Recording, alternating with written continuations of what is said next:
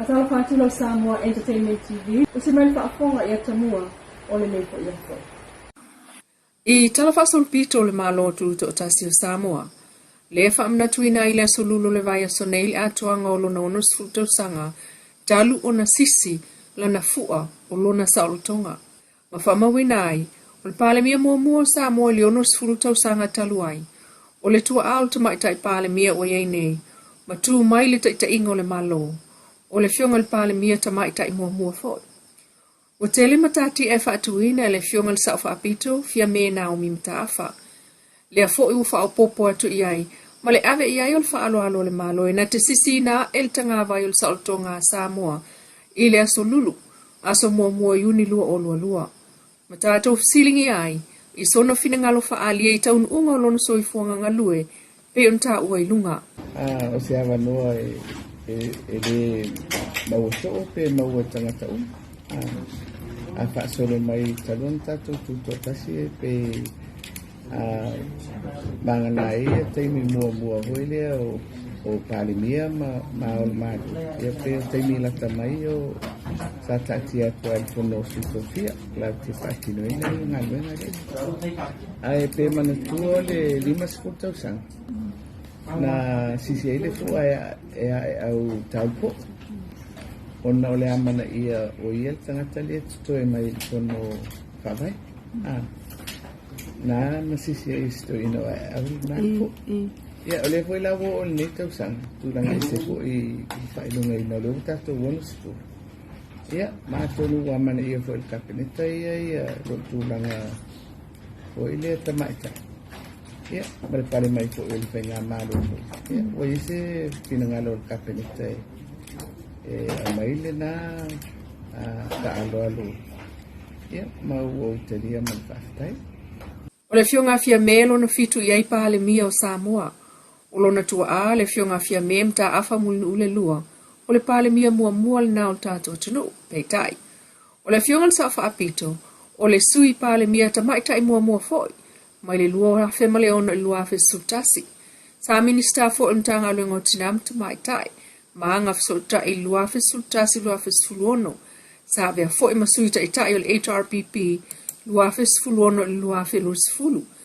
Ma wha mawai mai le malo i lona te ena le o pili o whanua muswafa, ai tausanga mulmuli ane ai, a vea o se sui wha awai o le vaenga wha upwhai fau, a le wha tua ele tua Samoa o tasi le fas, ma dofia ya mati o luafe lua tasi, e a vea mataitai.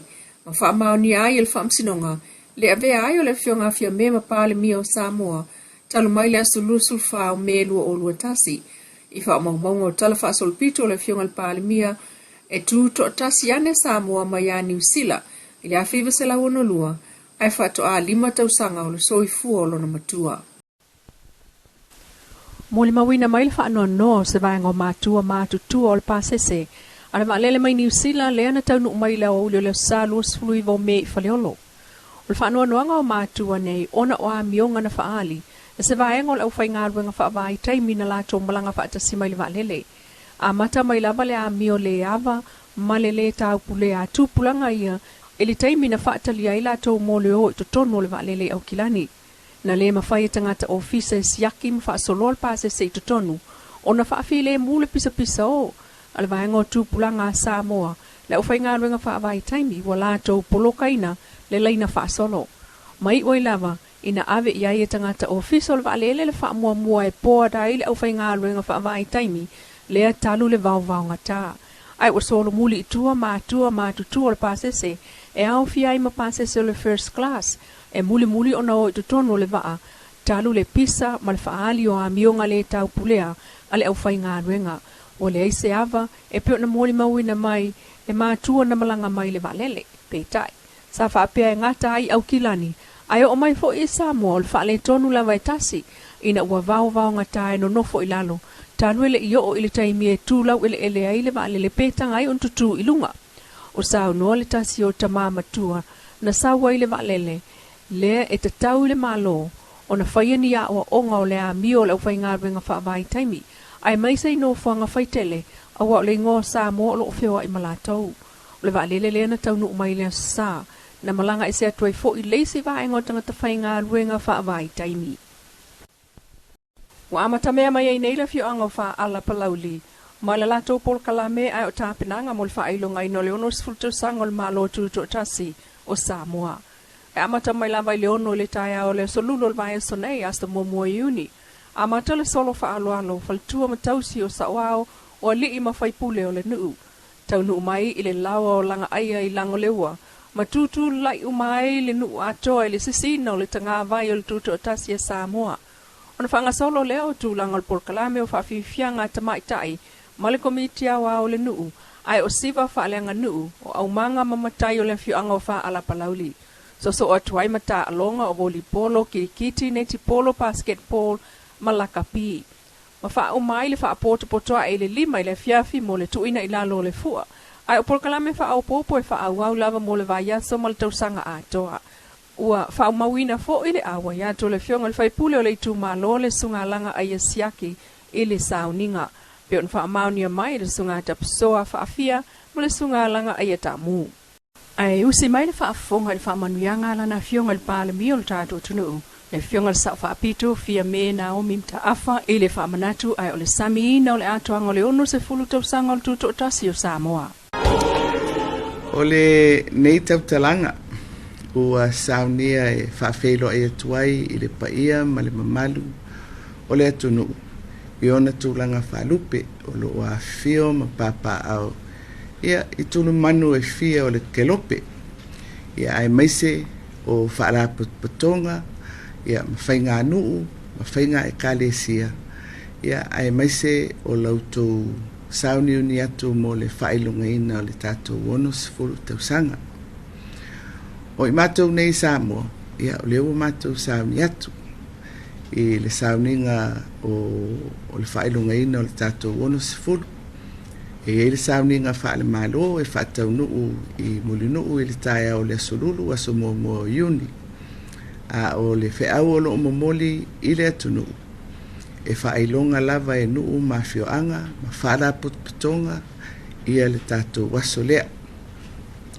A tonu fo i o loo tau maua mai i le whaamoe o le tāpenanga a le malo e tau wala atu i le komiti o tāpenanga o le tuto tasi. O le whailonga ina o le tātou wonusful tausanga. Whailonga le tausanga atoa. E amata atu i le aso mua iuni le tausanga nei. Ai whaiu i le whaiunga o le masina o me i le tausanga fau. O te fia whaonga ina nei a manoa. E le ngata i le whaatalofa. Ma whaapai atu i le anganga whaaloalo i le tunu ui tu e fia o le kelope. Ai maua fo i le avanoa i mamoli atuai mo ngā lofa. I le nei taimi, ua tātou mawhauwhau whaatasi o mai. I le tātou savalinga o le tātou whainga malo tuto tasi. Talu mai le awheive se lau ono lua. Ia a tonu fo i wautou maua. Sa whaise whaatau vanga e mauai ia se ata po se logo. Ia ma se manatu e autu ia le whailonga ina o le nei ono se furu tausanga. Ia ma o le manatu autu po le theme o le tātou ono se furu o le folaunga ma le whatuatua. Folau ma le whatuatua. E pei o lea whaupunga e pei a ngai mo le lumana. E mawhai foi o na tātou whapea, o le tātou whainga malanga na, i le tātou o mai, i le nei ono sifuru tausanga. Sa whapea nā o na tātou tau aveina, ia le anganga o le whatuatua, ia e whaavai i le atua malona alofa mo Samoa. O te iloa ua taulongolongo mai foi, e tauala mai e tātou o fisa i fafo. Whaamoemoenga o le atunu i lea vaenga ma lea vaenga. Ia ua iaise manatu. Ia e mamoli atu ai le nei whiau. Ia manuia, ia tāpenanga uma, ma sauninga o le whailonga ina o le tātou ono sifulu tausanga. Ia alofa le atua. Ia tātou aulia ma le manuia le aso. E so whatasi ai o tātou mana tunga, ma tātou whailonga. E tātou te toi manatu ai le malanga sa tātou o mai ai, o nai tua a mo tātou mātua o e na whaavaina i le tātou whainga malo. Ia, ma le tātou te talo e whaawau pēr o le ata i ala pēr le atua mo Samoa. Ia matangata Samoa i so se vaenga o le kelope o lo whapena ono tō whawhio ma papa awai.